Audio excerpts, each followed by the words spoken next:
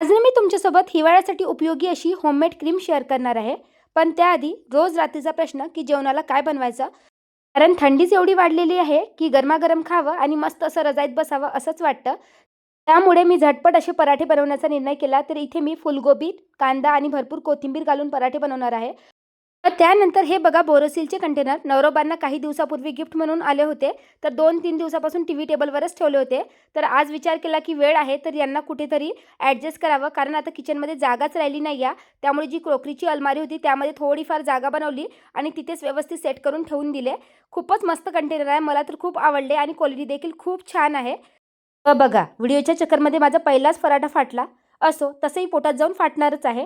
त्यानंतर मस्त असे पराठे रेडी केले आणि हे पराठे खरंच अगदी टेस्टी झाले होते. तुम्ही कधी या पद्धतीने पराठे ट्राय केले नसेल तर नक्की बनवून बघा.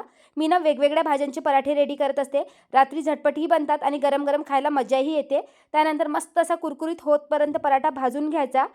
पराठे एन्जॉय केले व या हिवाळ्यात थंडीच एवढी आहे की गरमागरम पाण्यामध्ये भांडी धुवायला फारच मजा येते. त्यानंतर माझा सॉफ्ट असा भालूचा ड्रेस घालून रेडी झाले.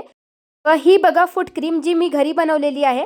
सरसोचं तेल, मेणबत्ती आणि व्हॅसलीनपासून. जर फुल व्हिडिओ पाहायचा असेल तर खाली मी टॅग करते. छोट्याशा व्हिडिओमध्ये सगळं शेअर करणं पॉसिबल नसतं. अगदी युजफुल आहे. जर कधी तुम्ही ट्राय केली नसेल तर नक्की ट्राय करून बघा.